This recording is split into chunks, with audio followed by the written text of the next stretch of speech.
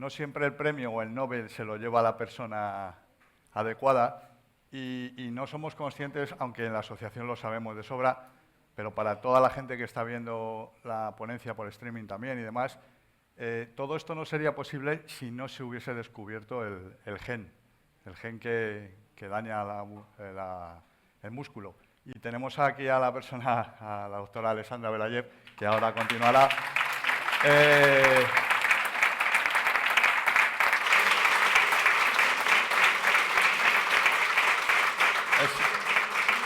Quería decir que es importante que el premio, me imagino que habrá recibido en su historia médica muchos premios, pero es verdad que no estaríamos hablando de todo esto sin este descubrimiento, que es fundamental y que muchas veces lo damos por conseguido y no ha sido nada fácil, ¿vale?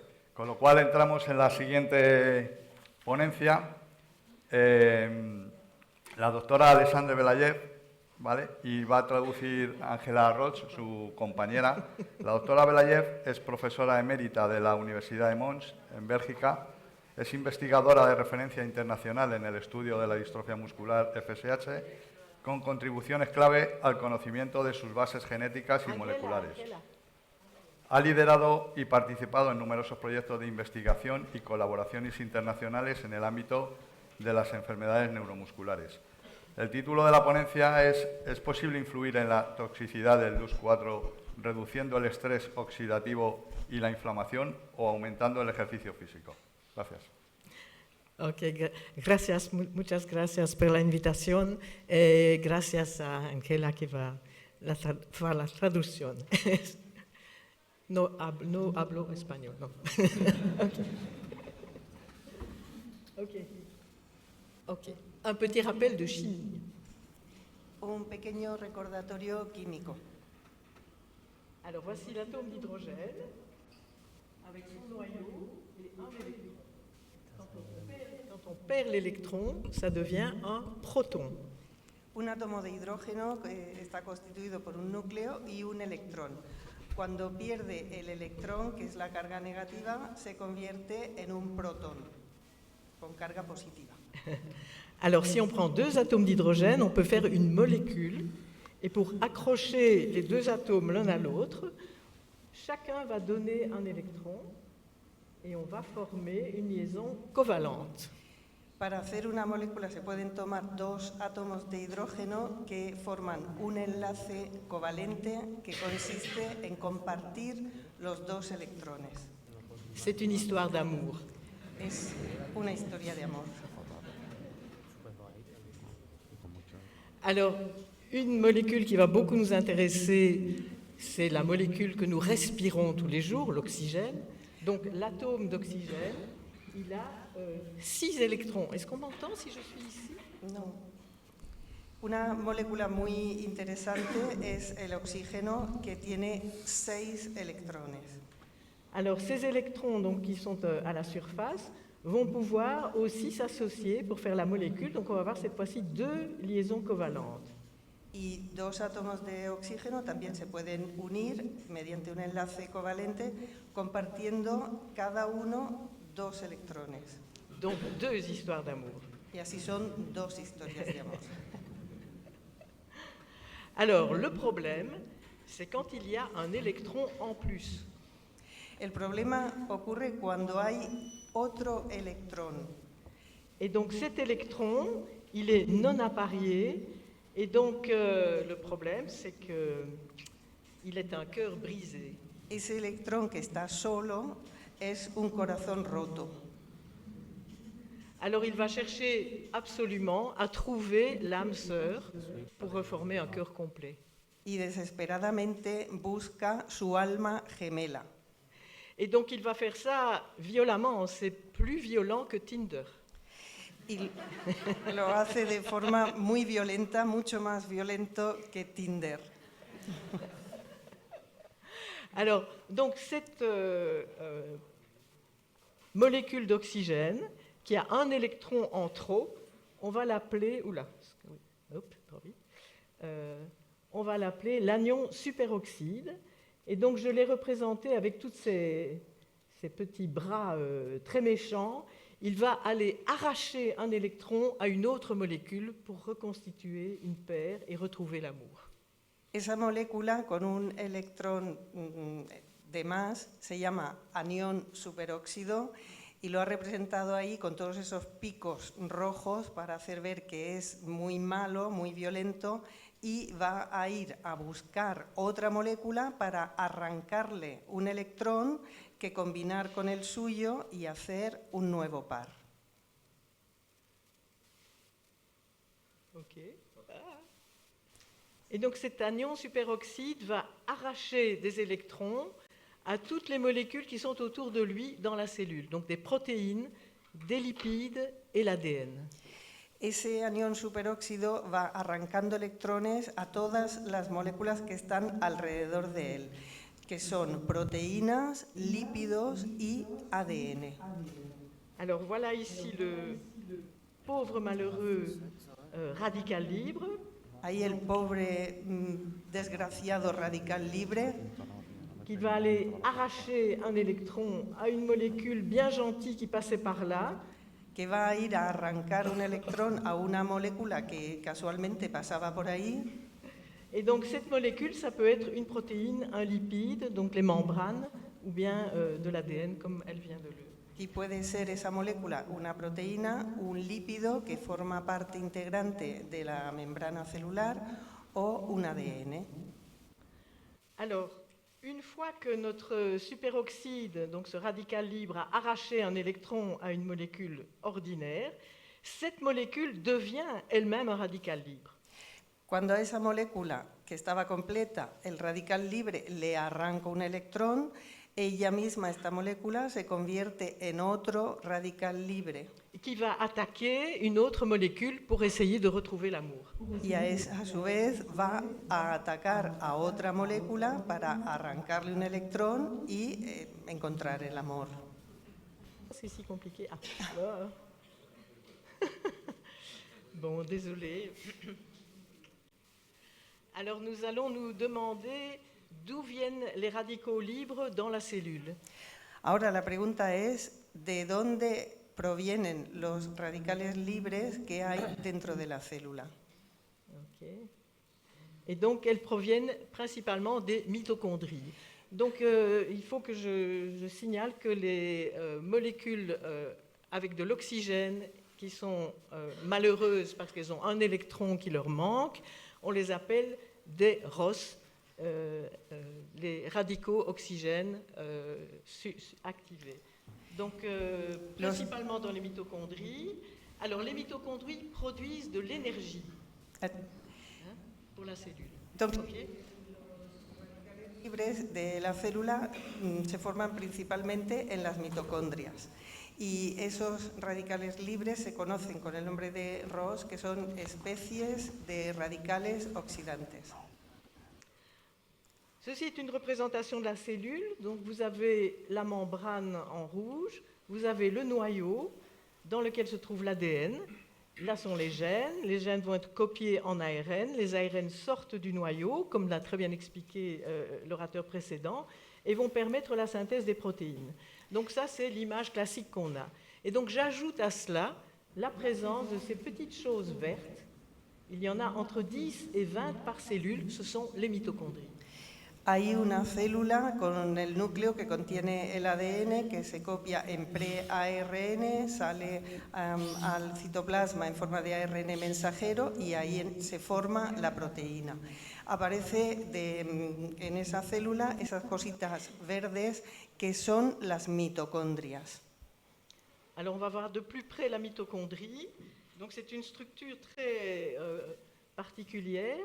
Donc nous avons d'abord une membrane extérieure, qui est ici en vert, membrane externe, et à l'intérieur, il y a une deuxième membrane qui a une structure tout à fait en zigzag, comme ça, qu'on appelle la membrane interne.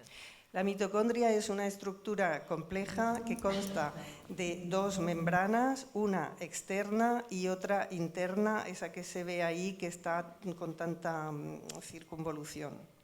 Et donc à l'intérieur de cette membrane interne, il y a ce qu'on appelle la matrice, et nous allons nous intéresser aussi à l'espace entre les deux membranes. Dentro en el interior de la membrana interna está lo que se conoce como la matriz y también es muy importante el espacio que hay entre las dos membranas. Et donc nous allons voir que pour faire de l'énergie, la mitochondrie va prendre des protons qui sont dans la matrice et va les faire passer la membrane interne pour les mettre dans l'espace intermembranaire. La mitocondria produce energía cogiendo protones que se encuentran dentro de la matriz y los hace atravesar la membrana interna para llegar al espacio intermembranoso. Et ça, qui est très important pour faire l'énergie, va être détruit par DUX4. Y ese proceso que es tan importante para producir energía es destruido por DUX4. Donc nous allons comparer la mitochondrie et sa capacité à produire de l'énergie à un barrage hydroélectrique, une centrale hydroélectrique. Comparar el funcionamiento de una mitocondria para producir energía con una central hidroeléctrica, a través de la cual se consigue electricidad a partir del agua. Ok, vous connaissez les barrages hydroélectriques. Donc nous avons un barrage qui est installé sur une rivière.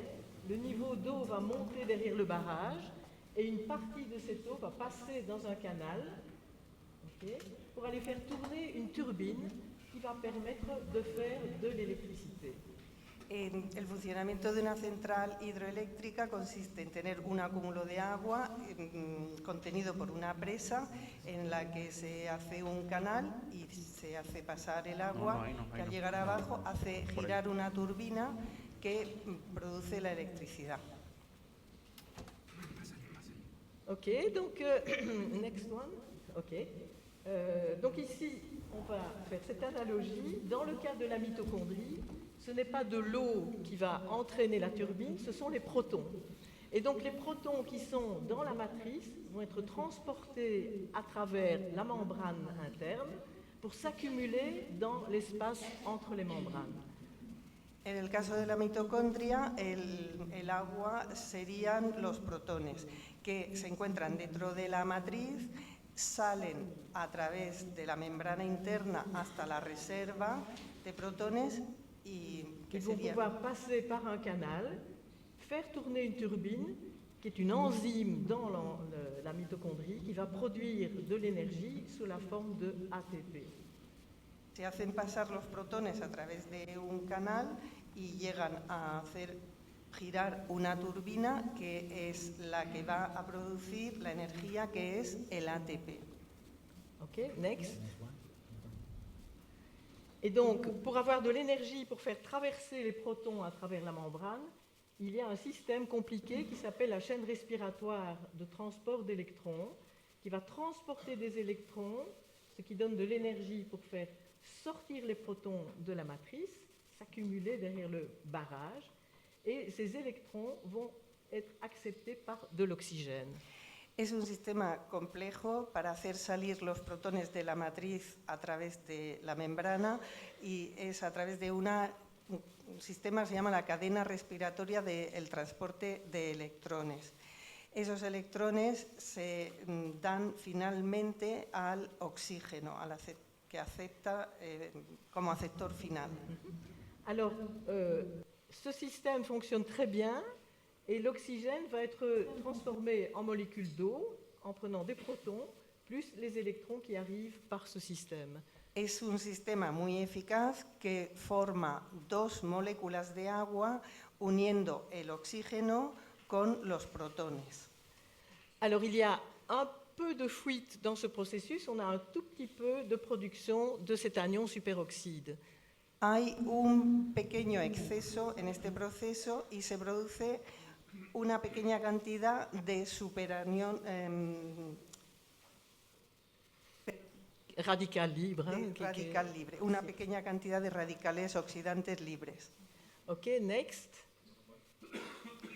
Alors, dans la FSHD, et c'est une recherche qui vient d'être terminée par une équipe de chercheurs anglais, Donc on a Peter Zamit qui est le directeur du laboratoire et Philipp Heher qui est un postdoc allemand dans son laboratoire, autrichien pardon, dans son laboratoire. Estos dos investigadores en Londres acaban de encontrar lo que ocurre a este nivel en la FSHD. Et donc c'est un phénomène très grave pour la mitochondrie parce que le transport d'électrons se fait à l'envers. Il va y avoir maintenant des trous dans la membrane et on aura autant de protons dans la matrice que dans la réserve, le réservoir de notre centrale hydroélectrique, et on va avoir une production de très très grandes quantités de radicaux superoxydes. En caso de FSHD, lo que ocurre es que la cadena respiratoria está al revés, como si hubiera muchos agujeros en la membrana interna, y eso produce que hay la misma concentración de protones en la matriz y en el espacio intermembranoso. Et on a production de grandes quantités de radicaux libres. Y se produce una gran cantidad de radicales libres, oxidantes. Next. Et donc, il n'y a plus rien qui va dans la mitochondrie. On ne peut plus avoir de protons qui vont couler dans le canal pour faire tourner la turbine et produire de l'énergie. Como no hay ese gradiente de concentración, porque hay la misma concentración en los dos sitios, ya no pasan protones, no hacen girar la turbina y no se produce energía. Et on a une grande quantité de radicaux libres qui s'accumulent. Y sin embargo, sí que hay un gran acúmulo de radicales libres. Next. Alors, la cellule, elle peut se battre contre les radicaux libres superoxydes. Donc, ceci vous représente la réalité qui est donc encore plus compliquée que ce que je vous ai montré. On a donc cette production de radicaux libres, notamment sous forme de l'eau oxygénée. La célula tiene unos mecanismos para luchar contra esos radicales libres, de los cuales el más importante sería el agua oxigenada, el H2O2. Donc on a ici le radical libre oxygène et là on a l'eau oxygénée. El radical libre, el oxígeno y el agua oxigenada. Alors il y a toute une série d'antioxydants dans la cellule. Donc le fait d'avoir un radical libre oxygène, on dit que c'est un agent oxydant. Donc pour se battre contre cela, la cellule a toute une série d'enzymes qui sont indiquées ici. Alors les plus importantes sont la superoxydismutase. C'est une enzyme qui a besoin de cuivre et de zinc pour fonctionner. Esos radicales libres se dice que son oxidantes, oxidan la célula. Y la célula tiene unas armas, unas herramientas para luchar contra esos elementos oxidantes, entre los cuales, muy importantes, la superóxido dismutasa, que necesita cobre y zinc para funcionar. Alors l'autre, c'est la glutathion peroxydase qui a besoin de sélénium. Y la glutatión peroxidasa, que para funcionar necesita selenio. Alors dans d'autres molécules qui ne sont pas des enzymes, il y a le glutathion, qui est très important pour lutter contre les radicaux libres. Eso eran enzimas, y dentro hay otro grupo que no son enzimas, también son para luchar contra la oxidación, y la más importante en este caso sería el glutatión. Alors on a besoin aussi de vitamines, vitamines A, C et E. Y también muy importantes las vitaminas A, C y E. Next. Sí, no, sí, esto Donc je pourrais avoir la prochaine dia. no lo puedo decir. One second. Ok. Et donc, quand tous ces systèmes de protection contre les radicaux libres sont dépassés, on dit qu'on a du stress oxydant. Et c'est un problème majeur dans la FSHD. Cuando todos esos sistemas antioxidantes están desbordados, llamamos a la situación un estrés oxidativo, y es lo que ocurre en la FSHD. Next. Alors, ceci est une analyse d'échantillons de sang de patients atteints de FSHD. Esto es pruebas de sangre hechas en pacientes de FSHD. Alors, on analyse toute une série de facteurs différents et chaque petit point, chaque petit cercle noir représente la valeur dans le sang d'un patient. Son diferentes moléculas que se analizan y aquí dentro de los circulitos negros significa la tasa de esa molécula en la sangre de pacientes de FSHD. Alors on a comparé ça aux valeurs qu'on trouve dans le sang de gens qui n'ont pas la FSHD et ces valeurs-là sont en rouge. En rojo se ven los valores que se encuentran en personas que no tienen FSHD. Alors, je ne vais pas tout vous expliquer, mais par exemple, ici, vous avez une représentation de la quantité de zinc qu'il y a dans le sang. Et donc, vous voyez la zone en rouge, c'est dans cette série de valeurs, donc les valeurs sont indiquées sur l'axe vertical. Dans cette série de valeurs, ce sont les gens qui n'ont pas la FSHD. Et ici, en noir, vous voyez, on est plus bas. La majorité des patients atteints d'FSHD ont des concentrations en zinc plus basses que la moyenne. Explicando la cantidad de zinc en sangre, entre las dos barras rojas se ve la tasa normal que se encontraría en personas sin FSHD y los circulitos se ve que están muy por debajo de la cantidad que se encuentran en personas que no tienen FSHD, con lo cual los pacientes de FSHD tienen un nivel de zinc inferior. Même chose pour le sélénium. Vous voyez, la majorité des patients FSHD ont des quantités plus basses que la normale, mais il y en a certains qui ont des quantités normales. Lo mismo ocurre con el selenio, que hay muchos pacientes que están por debajo del valor normal, pero hay también un número importante que están dentro del rango normal. La vitamine C est en général plus basse chez les patients que chez les individus sains, etc. Donc on a, par toute cette analyse, montré les problèmes qu'il y avait dans les concentrations dans le sang, de ce qui est nécessaire pour lutter contre le stress oxydant. Et toutes ces valeurs sont en général plus basses chez les gens qui ont la FSHD que chez les gens qui n'ont pas la FSHD. Este estudio lo que ha puesto de manifiesto es que, en general, todas esas herramientas que la célula tiene para luchar contra la oxidación, en el caso de FSHD, tienen todos generalmente niveles por debajo de lo que sería un nivel normal. Ok, next. Alors on va passer, ça c'est trop compliqué, next. Esto es un poco complicado y prefiero saltarlo. Alors, je vais vous parler de 3 articles scientifiques qui ont été publiés par l'équipe de Dalila Laouch, dont vous avez la photo là-bas. Y nos va a explicar 3 artículos que han sido publicados por Dalila Laif, que trabaja, ella también es bioquímica y trabaja en el Hospital de Montpellier.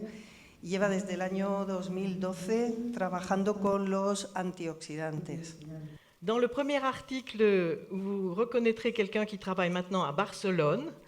En el primer artículo reconoceréis a Raúl Juntas, que trabaja ahora en Barcelona. C'est l'analyse du sang et la démonstration que le stress oxydant et des défauts des mitochondries sont typiques de la FSHD.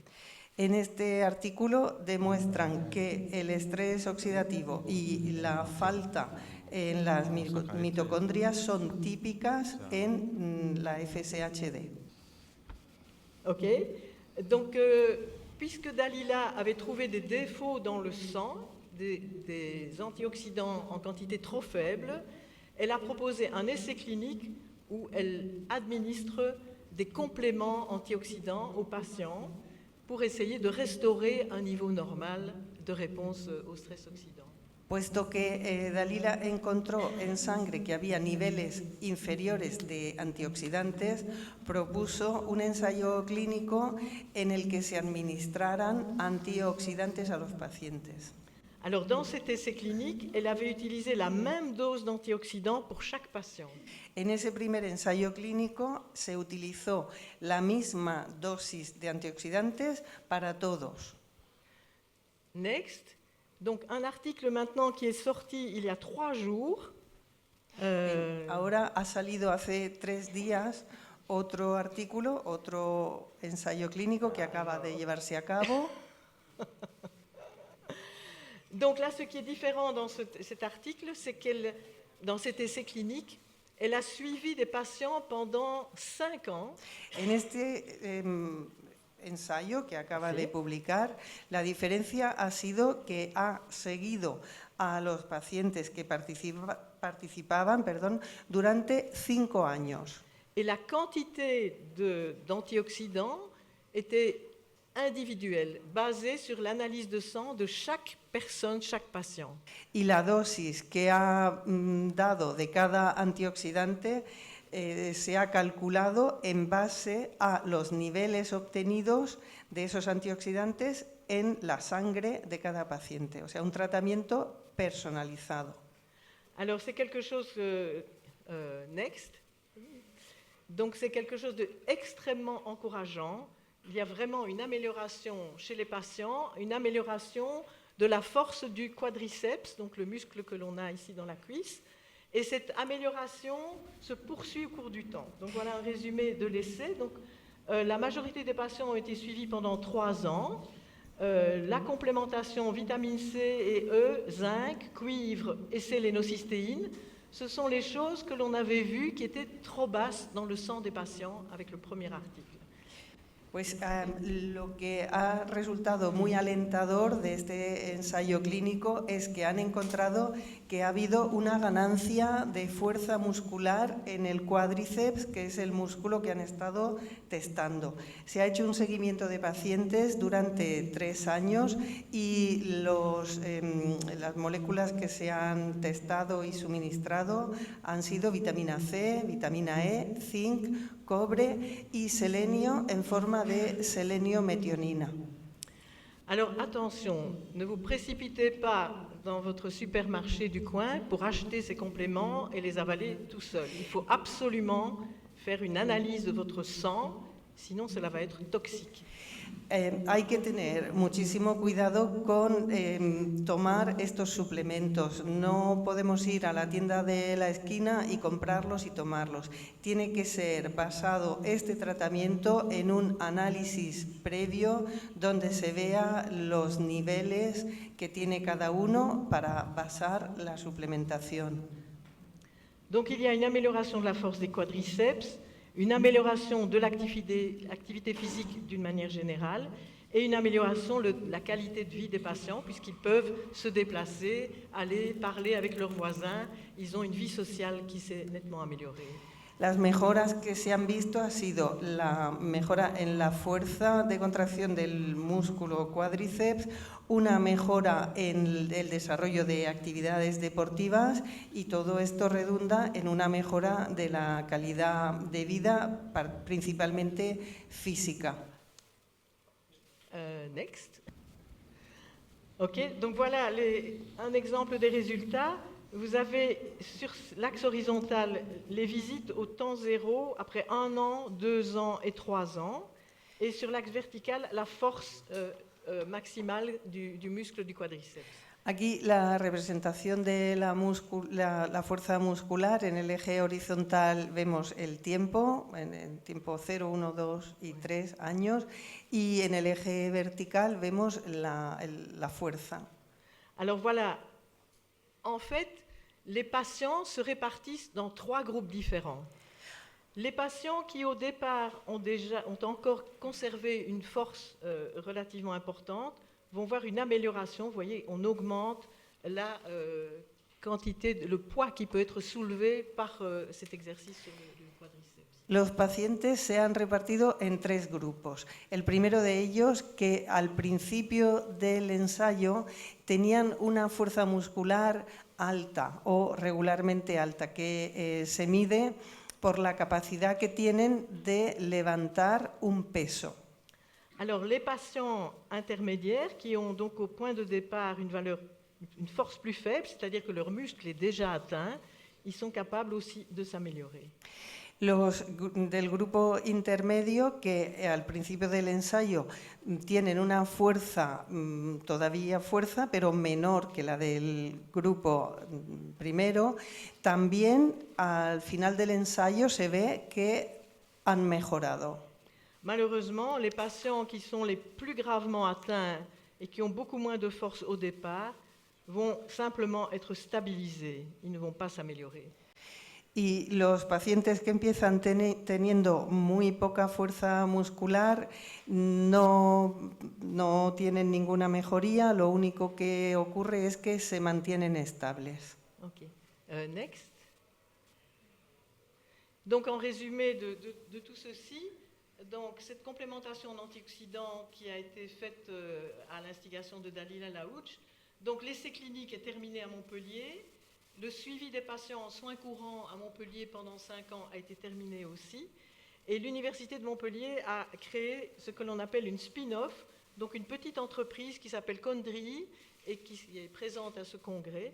Et donc, Condri va proposer une aide à des médecins qui voudraient bien donner la supplémentation à des patients. À partir d'une analyse de sang, on va déterminer la quantité d'antioxydants qu'il faut prendre et il y aura tout à l'heure une présentation de Christopher qui travaille pour Condri. En este momento se ha terminado el ensayo clínico de Montpellier, que ya se ha publicado, y por lo tanto el seguimiento de los pacientes en Montpellier que se hacía en la universidad también se ha acabado, porque era por ese ensayo clínico. La buena noticia es que de ahí, de ese ensayo, ha nacido esta spin-off Condri, que propone una colaboración con médicos que a través de un análisis de sangre propondría estos antioxidantes que necesitan. Ellos venden los antioxidantes y tienen… Bueno, es que no me quiero avanzar porque ahora viene la presentación del doctor Christopher Georges de Condri.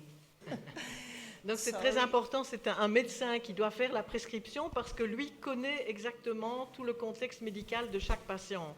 Les gens qui ont la FSHD peuvent aussi avoir un problème de diabète ou un problème de thyroïde et donc il faut tenir compte de tout cela dans la prescription là-bas. Alors, el problema de esto es que para hacer el ensayo clínico y para prescribir cualquier medicamento, a pesar de que estos antioxidantes los podemos comprar en la tienda de la esquina, en realidad para tratar una enfermedad o mejorar, como es el caso de la FSHD, se tiene que pasar por un médico que interprete los análisis y que a partir de eso recete exactamente lo que cada paciente necesita. Y bueno, ha dicho Christopher que él no es doctor, o sea, es un investigador, creo que es bioquímico, pero hace falta implicar en esto a médicos. ouais. Alors, est-ce que tu peux demander au chef de séance jusqu'à quelle heure on peut parler? Je peux raccourcir. Je vais Sí, juste que demander si à Nicolas estamos un de ça. poco retrasados, ¿hasta qué hora podemos abusar?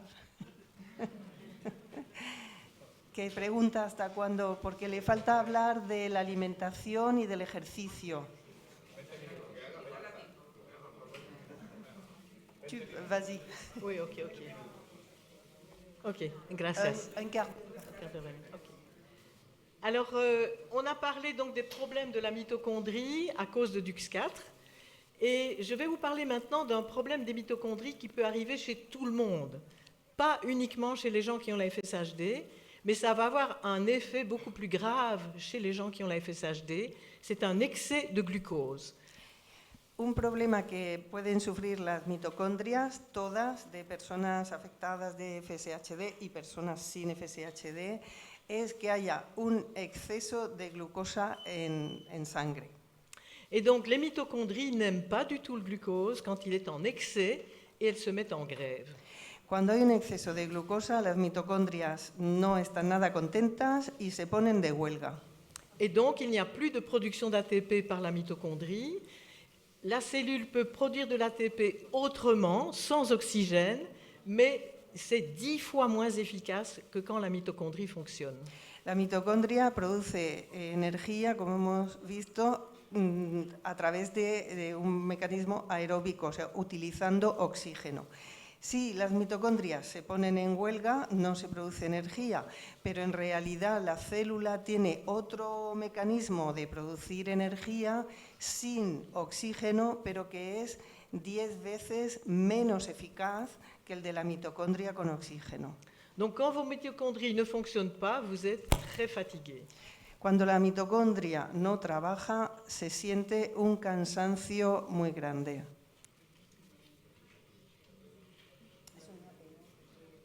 Donc là, je vais vous parler de la glucose goddess. Ahora Avez-vous déjà croisé cette jolie dame?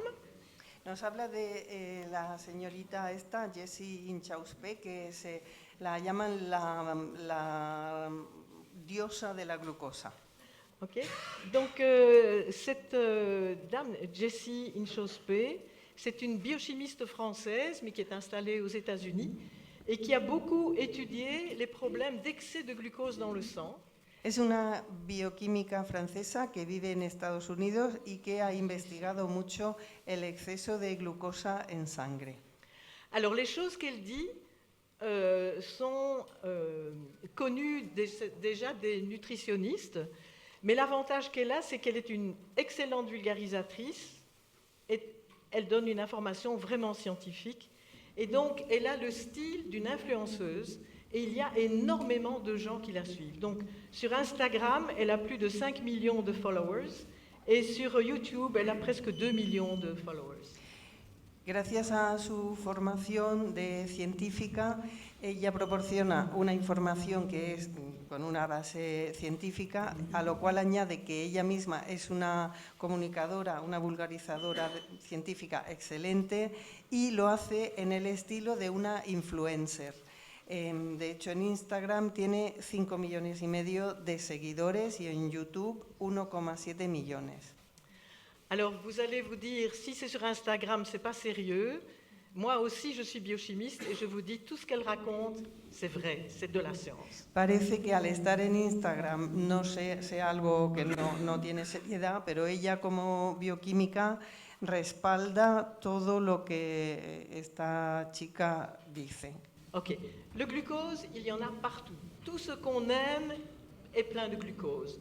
Donc, tout ce qui est indiqué là, vous en doutez bien, ce qui est sucré, mais attention aussi, des produits alimentaires transformés qui n'ont pas un goût sucré, comme par exemple de la saucisse ou du pâté, contiennent du glucose. La glucosa se encuentra en todo lo dulce, todo lo que nos gusta, pero también se encuentra en productos alimentarios transformados que no tienen un sabor dulce, como por ejemplo el salchichón, el paté, la pizza. Donc ça vaut la peine de faire un petit effort parce que je vais vous expliquer des trucs qui vont vous permettre d'éviter l'excès de glucose et donc de garder vos mitochondries en action. Va a explicar unos pequeños trucos que permiten evitar los excesos de glucosa y mantener las mitocondrias trabajando. Voilà, si vous mangez un plat de pâtes, vous avez ici le temps, voilà le moment où vous mangez, et voilà 2 heures après avoir mangé. Ici, vous avez la quantité de sucre que l'on va mesurer dans votre sang. Donc, vous mangez les pâtes, et progressivement, vous digérez, et le glucose rentre dans votre sang et va faire un grand pic. Quand le glucose augmente, votre pancréas va relarguer de l'insuline. L'insuline va venir demander à vos tissus de capter le glucose pour en faire des réserves. Donc le glucose diminue dans le sang et ça diminue jusqu'à arriver trop bas. À ce moment-là, vous êtes en hypoglycémie, vous vous sentez mal, vous avez des sueurs froides, vous avez des vertiges et vous cherchez désespérément du sucre. Un Mars, par exemple. Bueno, esto lo ha hecho un poco largo, pero el ejemplo de comemos un plato de espaguetis. En el eje horizontal, el momento en el que se come y luego lo que pasa en las 2 horas siguientes. Y en el eje vertical vemos la tasa de glucosa en sangre. Entonces, al comer se despierta la formación de insulina por el páncreas y la insulina lo que hace es que se acumule la glucosa en diferentes tejidos. Sube la glucosa en sangre, se va acumulando, se va disminuyendo al ir metiendo en los diferentes tejidos y más o menos después de unas 2 horas se produce un pico de falta de glucosa, pero incluso por debajo de la línea basal. ¿Y eso qué hace? Pues de nuevo tenemos mucha hambre y muchas ganas de comer glucosa otra vez. Donc voilà ce qui se passe quand on a beaucoup de glucose dans le sang, on est en période d'abondance, le corps dit qu'il faut faire des réserves et on a libération de l'insuline et l'insuline fait stocker le glucose du sang dans les muscles, le foie et le tissu adipeux. Entonces, ¿qué ocurre cuando hay un pico de glucosa? Hay abundancia. El cuerpo dice lo que hay que hacer con toda esta glucosa es reservarla, guardarla. El páncreas libera insulina que hace almacenar la glucosa que está en la sangre, la almacena en el músculo, en el hígado y en el tejido graso. Alors, 2 heures après avoir mangé les pâtes, on a trop peu de glucose dans le sang, c'est ce qu'on appelle de l'hypoglycémie, et on a une forte envie de manger du sucre. Después, pasadas 2 horas, donde toda la glucosa se ha almacenado en estos sitios, entonces hay una bajada excesiva y eso es una hipoglucemia, una falta de glucemia en sangre, y el cerebro dice hay que volver a comer porque ahora tenemos demasiado poco. Y eso se produce a las 2 horas de haber comido. Et donc, qu'est-ce qui se passe? On mange un Mars, on a de nouveau énormément de glucose dans le sang, et ça repart pour un nouveau pic. Y entonces nos comemos una galleta de esta súper energética, un Mars de chocolate, que produce un nuevo pico de glucosa, hay mucha glucosa en el sangre y entramos en el mismo ciclo. Ok. Et donc, la quantité de glucose dans le sang, eh bien, ce sont les montagnes russes. Y eso es lo que pasa en la sangre con los picos de glucosa, como las montañas rusas de ParkAventura. Ok, next. Alors voilà, Jessie, dans son cadre de Instagram, le premier truc qu'elle vous donne pour éviter ces pics de glucose, c'est de manger la nourriture dans le bon ordre. D'abord les légumes, ensuite les protéines et les graisses, et enfin les glucides, donc ce qui contient du glucose. Entonces ella, Jessie, la diosa de la glucosa, aconseja tomar los nutrientes en el orden siguiente. Primero, los vegetales. Segundo, proteínas y grasas. Y en tercer lugar, los carbohidratos, los azúcares. Next. Donc, elle a proposé une série de petits trucs, en anglais hacks. Le premier, manger pour éviter les pics de glucose, donc manger la nourriture dans le bon ordre, comme on vient de le voir. Et donc les fibres des légumes vont former un gel dans l'intestin qui va ralentir la digestion, le passage dans le sang du glucose. Ella propone unos trucos para comer. El primero de los cuales sería comer los alimentos en el orden adecuado y así, tomando primero los vegetales, las fibras hacen un gel que se ponen sobre las paredes del intestino y de esa manera ralentizan la absorción de glucosa y su paso a la sangre. Next. Voilà le deuxième hack, donc qui est la suite logique, Veggie Starters. Donc c'est une businesswoman, elle a même fait des casquettes sur lesquelles il est marqué Veggies First et qu'elle vend. Et donc c'est commencer son repas par des légumes, comme les Français le font toujours avec la petite salade. Como ella es una businesswoman, ha hecho estas gorras y con el segundo consejo que consiste en empezar la comida con unos entrantes vegetarianos, que, como hemos visto, reducirán el pico de glucosa. Y los franceses, que ellos suelen hacer esto de tomar, para empezar una comida, una ensalada. Ok, next. Donc voilà un exemple. Si vous mangez des pâtes et des brocolis, vous obtenez un grand pic de glucose. Si vous mangez d'abord les brocolis, vous allez faire ce gel dans l'intestin qui va ralentir la digestion des pâtes, et donc les pâtes après les brocolis.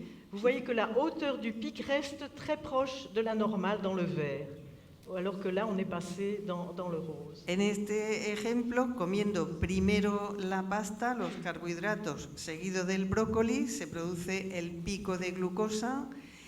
Sin embargo, si se come primero el brócoli, que hace esa protección en la mucosa intestinal, no se produce ese pico de glucosa tan alto. Un autre exemple, vous mangez une pizza, vous avez un grand pic de glucose. Si vous mangez d'abord une entrée de haricots avec du parmesan, vous faites ce gel dans votre intestin, vous avez à ce moment-là la pizza qui arrive et vous observez 2 pics de glucose, mais qui sont tous les deux dans le verre. En el caso de comer pizza, una pizza solo produce ese pico de glucosa y ella recomienda tomar antes de la pizza una entrada de bajocas, ¿cómo son los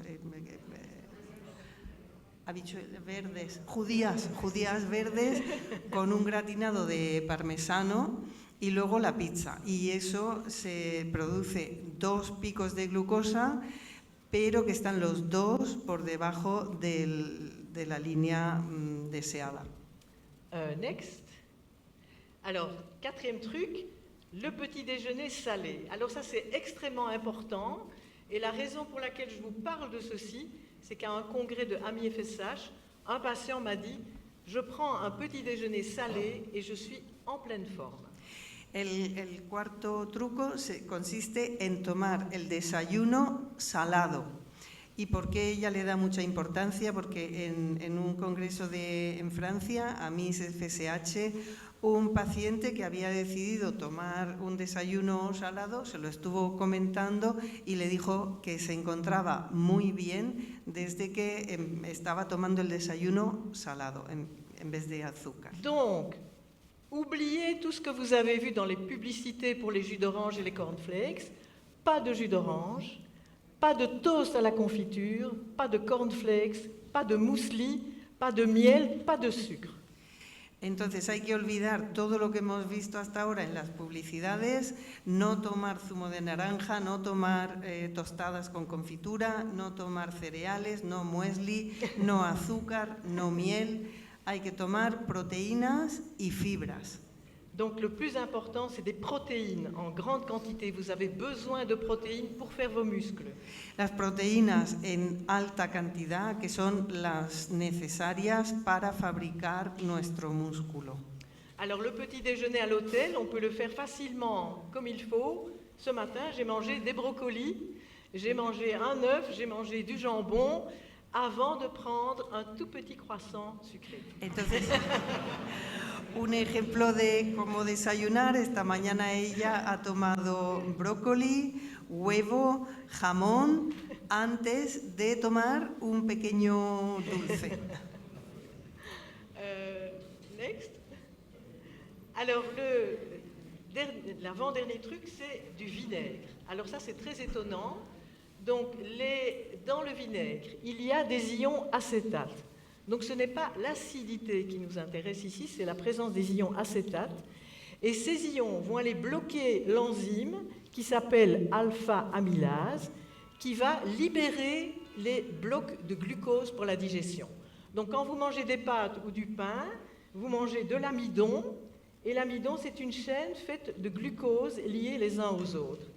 Pour digérer, l'alpha-amylase va venir couper chaque unité de glucose. Si vous avez des ions acétates, l'alpha-amylase va fonctionner beaucoup moins efficacement et vous n'allez pas digérer ce glucose. Los hidratos de carbono son uniones de pequeñas moléculas. En concreto, el almidón es una cadena larga de glucosas. Lo que se absorbe, el intestino absorbe la glucosa, las moléculas sueltas de glucosa, no absorbe la cadena larga. Se recomienda tomar vinagre porque el vinagre tiene iones acetato que inhiben que la enzima alfa-amilasa, que es la que se encarga de cortar esa cadena larga en pequeñas glucosas, inhibe esta enzima y con lo cual no se absorbe tanta glucosa porque no está disponible. Donc, ce qu'elle propose, c'est de prendre comme apéritif un verre d'eau gazeuse avec une cuillère à soupe de vinaigre de pomme. Entonces, la recomendación es tomar como aperitivo un vaso de agua gaseosa con una cucharada sopera de vinagre de manzana. Sí. Que no Et alors tenía. à la paille. Con una pajita, porque el vinagre, claro, estropea el esmalte dentario. Beberlo con una pajita para que pase lo más directamente al estómago. Et donc ça va réduire de 30% la hauteur de votre pic de glucose. Alors voilà l'exemple. Oups. Ese truco reduce de 30% la altura del pico de glucosa, la Ok. cantidad. Dia suivante, voilà. Et donc voilà comment ça marche. Vous avez ici des pasta carbonara que vous mangez, vous avez votre pic de glucose. Si vous avez pris un verre d'eau avec une cuillère à soupe de vinaigre avant de manger les pâtes, regardez l'effet, votre pic est fortement réduit. Ahí la demostración que si se toma un plato de pasta a la carbonara, el pico de glucosa que se produce, mientras que el pico que se produce mucho menor si se toma antes de la pasta ese vaso de agua carbonatada con el vinagre de manzana. Alors le pire, évidemment, c'est le cheeseburger et les frites. Regardez l'énorme pic de glucose. Et donc, si vous prenez avant une salade avec une vinaigrette, eh bien, vous avez un pic qui est nettement diminué. Para lo más perjudicial son esas hamburguesas con patatas fritas que producen enormes picos de glucosa, pero si a pesar de todo queremos comer eso, recomiendan tomar antes una ensalada aderezada con vinagre. Y el pico de glucosa que se produce es muy inferior al que se produce sin esa ensalada y vinagre. Et donc, attention, pas de vinaigre balsamique qui contient beaucoup de sucre. No vinagre balsámico, porque el vinagre balsámico contiene mucho azúcar. Tiene que ser el vinagre de manzana. Ok. Next. Et donc, voilà le dernier truc. Après avoir mangé, bougez. Y el último truco consiste en, después de comer, justo después de comer, moverse.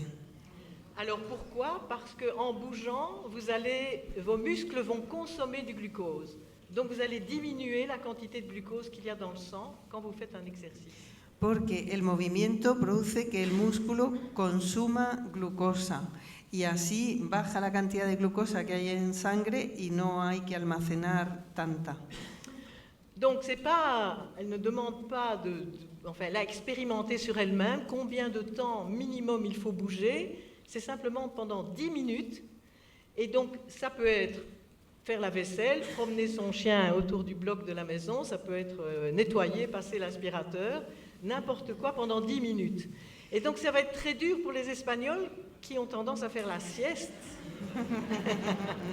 Ella ha visto cuánto sería ese tiempo que hay que estar moviéndose, no tiene que ser excesivo, con 10 minutos es suficiente y tiene que ser un ejercicio, tampoco que sea muy fuerte, cualquier cosa como recoger, lavar los platos, pasear al perro, algo sencillo. Ok. Next. Et donc, c'était la dernière partie de mon exposé qui était prévue, l'exercice physique, mais alors là, beaucoup plus énergique avec pédaler sur des vélos fixes.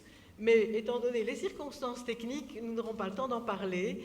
Mais donc, vous savez déjà que l'exercice, c'est quelque chose qui est très bon pour les gens qui ont des maladies neuromusculaires. Pendant près de 60 ans, on a pensé que les muscles des patients étaient trop faibles et qu'il fallait les protéger, qu'il ne fallait pas bouger.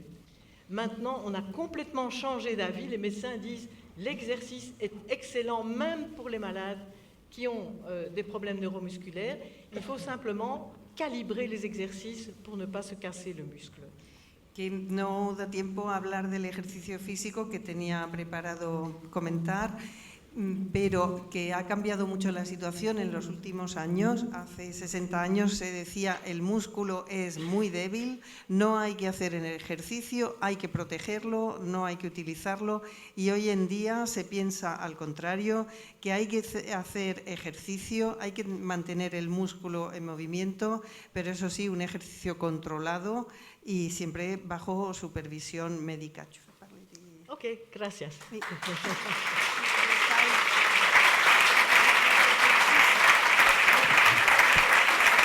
Please.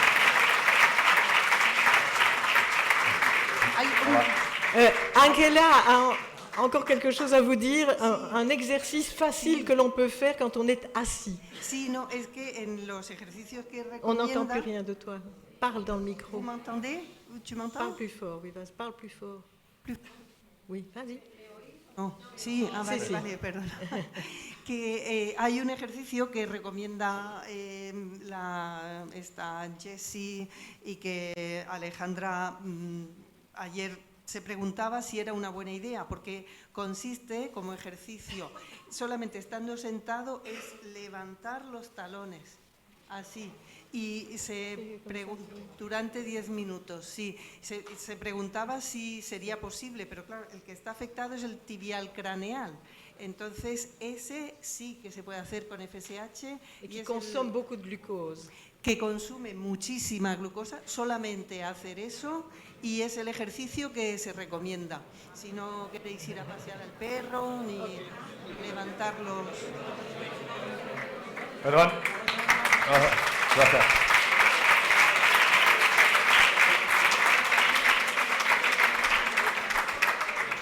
Damos turno, porque vamos un poco retrasados, damos turnos para 2, 3 preguntas, si alguien quiere hacer alguna pregunta a la doctora y continuamos.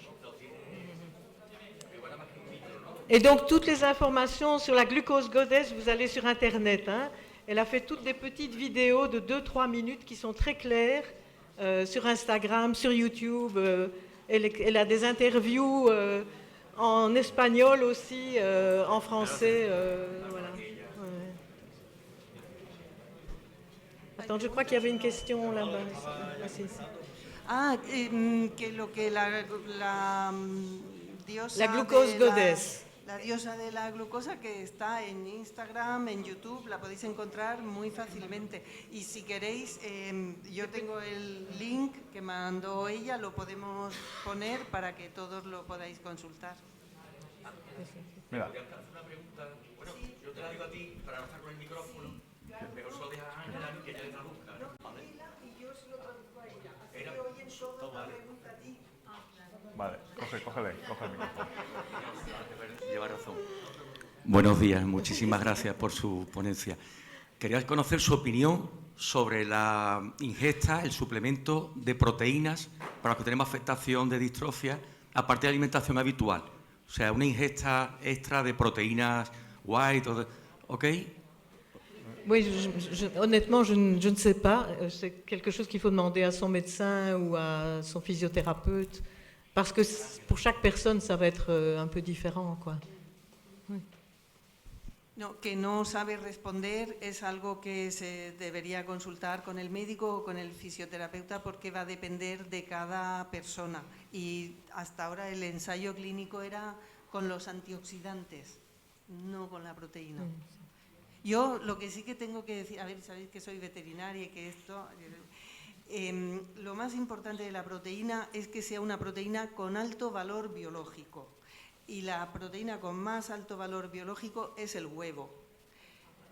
Entonces, la proteína vegetal, los aminoácidos son diferentes de los aminoácidos animales y en concreto los humanos.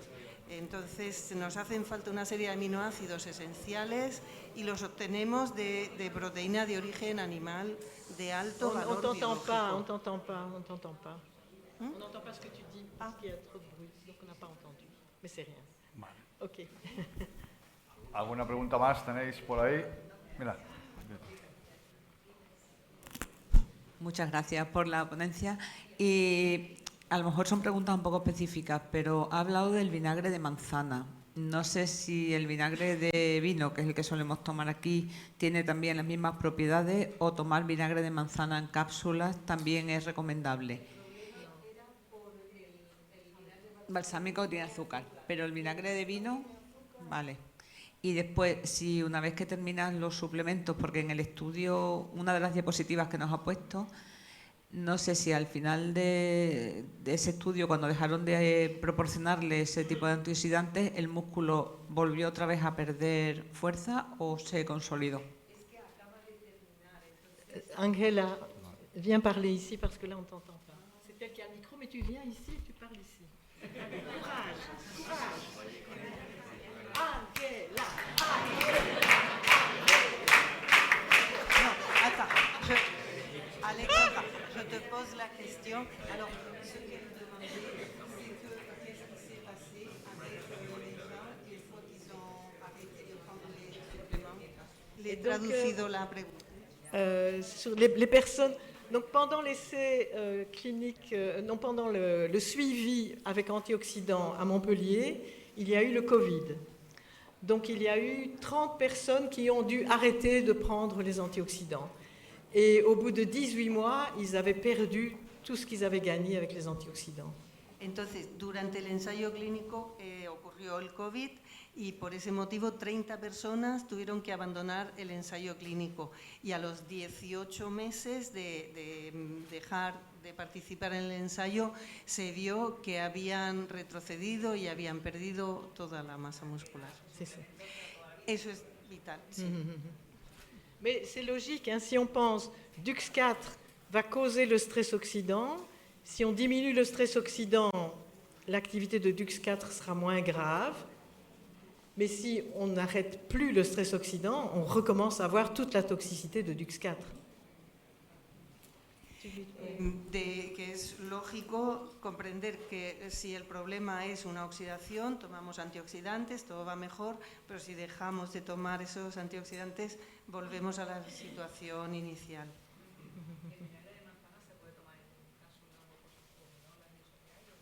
Est-ce que le vinaigre pourrait être avalé en forme de capsule ou quelque chose pour...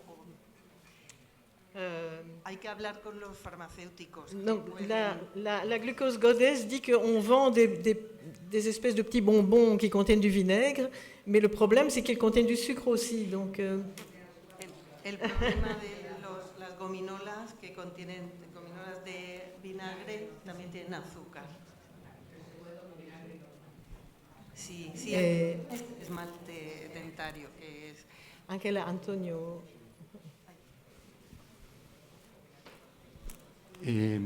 Hablo en nombre de la Junta, de la Asociación. Bueno, daros las gracias a Ángela y a la doctora Alejandra Belayev, que es nuestra madre, por decirlo de alguna manera. Con respecto a la brillante exposición que ha hecho, yo quería dos cuestiones. Una, como siempre os he dicho, no se puede ir a la farmacia, como ha dicho bien ella, y tomar unos suplementos. Y ponemos el ejemplo del zinc. El zinc es uno de los que más bajo está, casi en todos. El zinc compite con el cobre a nivel intestinal. Si tú tomas mucho zinc, el cobre no se absorbe. Y si no se absorbe el cobre, produce una mielopatía, o sea, una degeneración de la médula espinal. Con lo cual es un problema. Entonces, por eso digo, nunca tomar suplementos, aunque tengan zinc, selenio y tal, sin el médico, como ha dicho ella.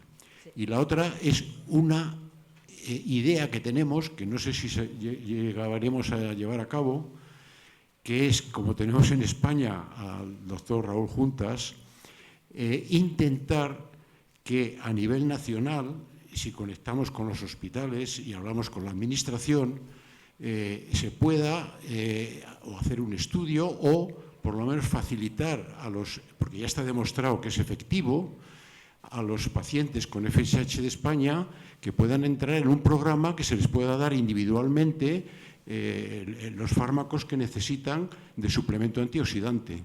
Entonces, claro, eso cuesta mucho trabajo de esfuerzo personal.